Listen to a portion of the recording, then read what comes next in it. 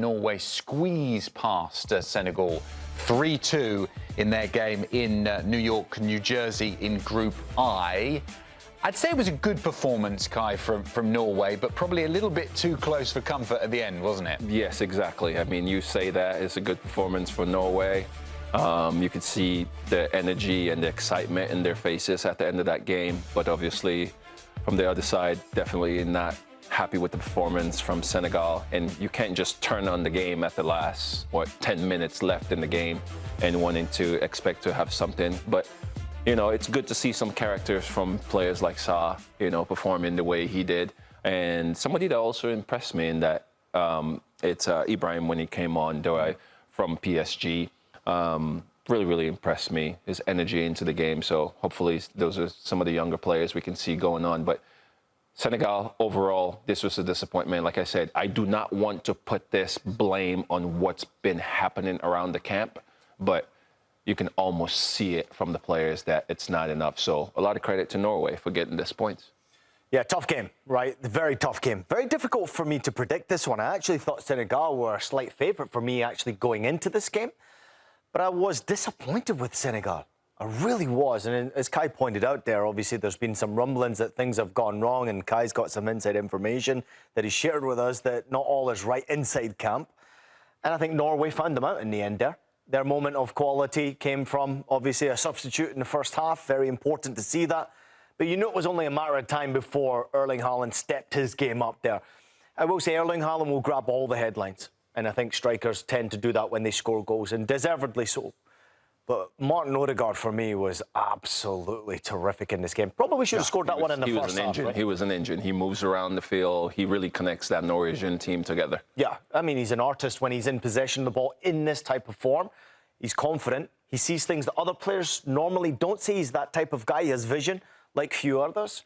But he is one that can unlock defences. And it's not easy to beat the Senegal side. They're a difficult side. But if there is a weakness there, and as Kai's been pointing out, that there seems to be rumblings where not all is right in camp, quality teams will find that out very quickly because they are non-stop. And Norway were non-stop. Second half performance, I thought, was excellent. Getting early goals in that second half essentially killed the game. Just as he did in the first game, Kai, Erling Haaland will get all the headlines. But I think what you're talking about with Odegaard's performance and a few others as well, that Norway are a lot more than just Erling Haaland, aren't they? They are creating the goals for him. They are giving him opportunities. He's played 2 games now so far at the World Cup and scored 4 goals from 9 shots, 7 of those on target. It has been a brilliant start for Norway's all-time top scorer. But it isn't just about him. This was a team performance. That's amazing. That's amazing stats when you put that together to play 2 games and have 4 goals out of it.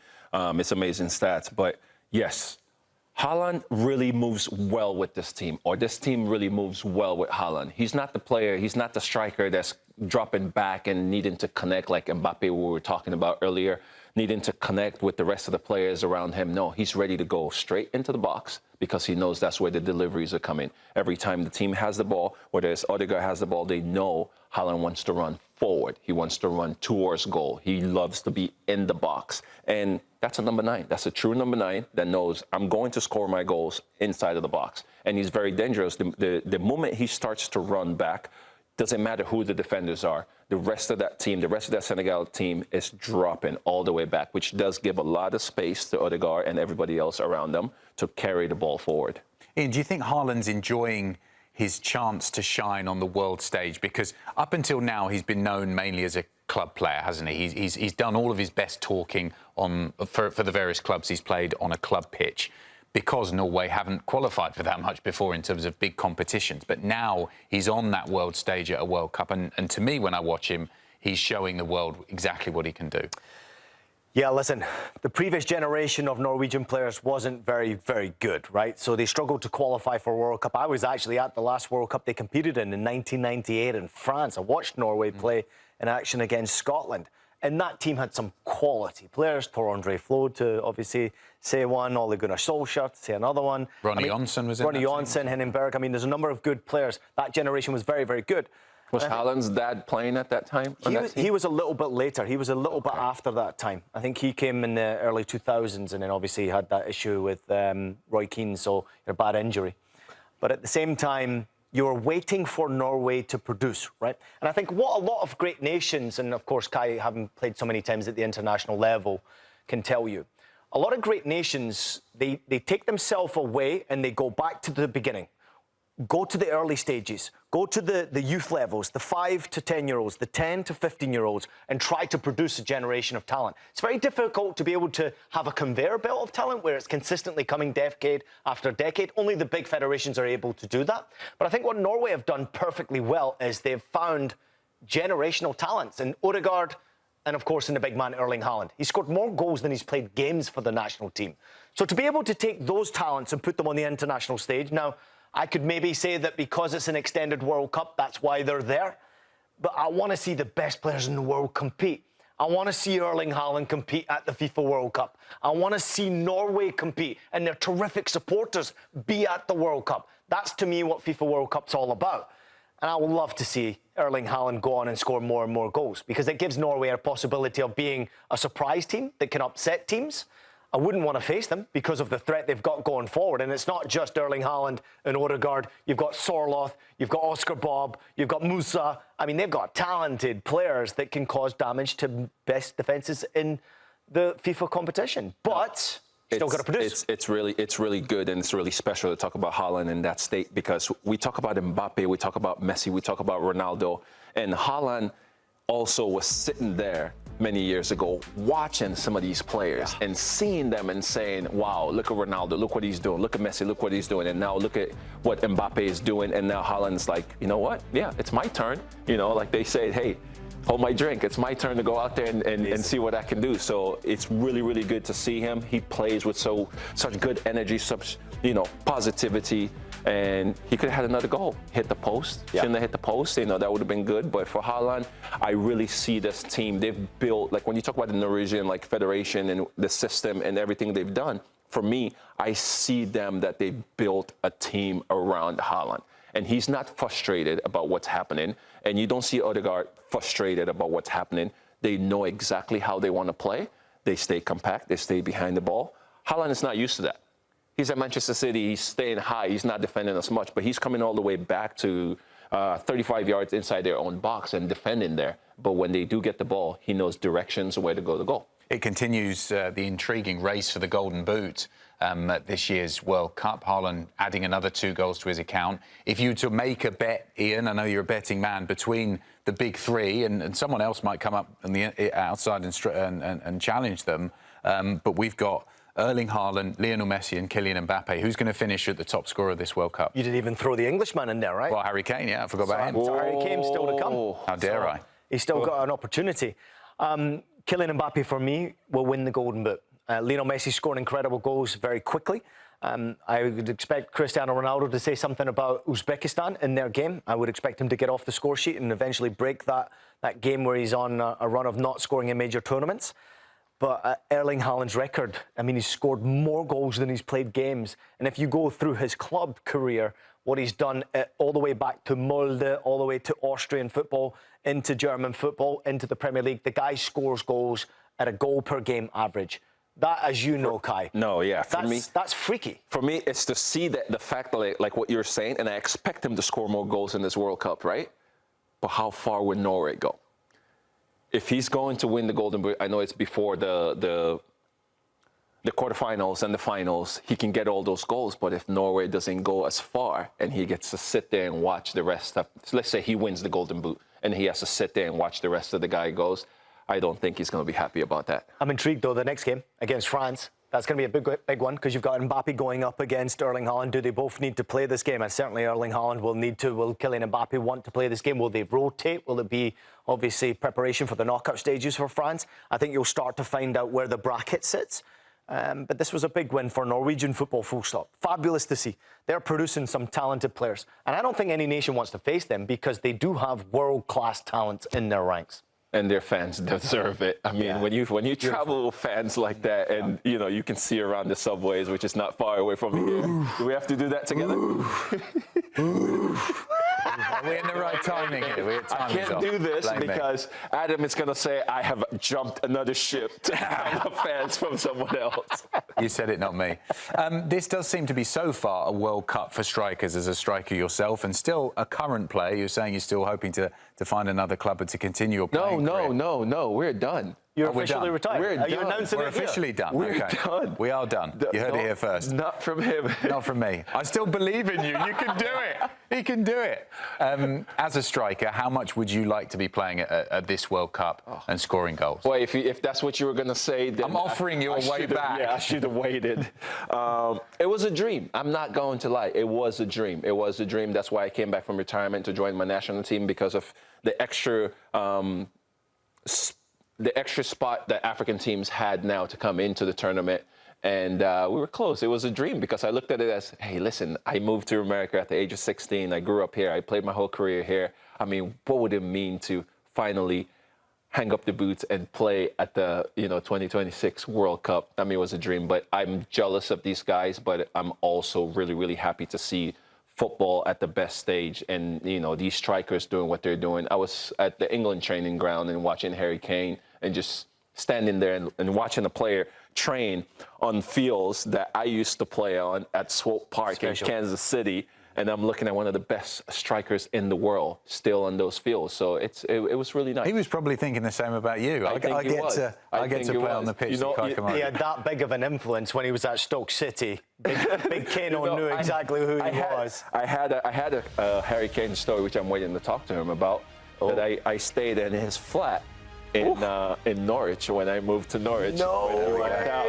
When you show up at a World Cup and some pretty low ratings, I mean, Koulibaly had a bit of a horror show at the back, didn't he? There, eventually getting substituted. You've got to be on your game right from the start, especially against a team like Norway. Yeah, I don't think they were up for it again today. Like I said, keep saying it over and over. The message that came from coach to say, oh, we're going to die for Africa. That's not what we saw most of the game. If we saw that was only like the last 10 minutes of the game for us, for Senegal to get 2 goals from the game.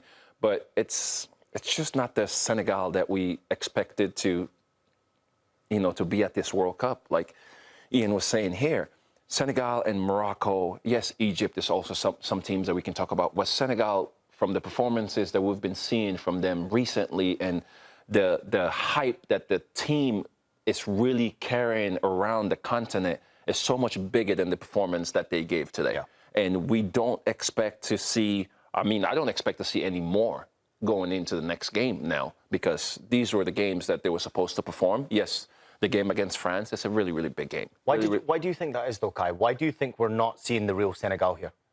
Again, I don't want to have to put all this focus on what's happening outside of the field, because, listen, I've played in Africa. I've played for federations that was not structured well. Poor, as you say, poor preparation is going to lead to poor performances, and those things are going to continuously happen. So when those kind of things are coming in the media recently to say the players are not nutrition ain't right, the players don't have their salaries, their bonuses, and the head coach doesn't have that. Those are things that we really have to take a look at and say, okay, these guys are not focused. They're not focused on what's in hand, what they're supposed to be doing.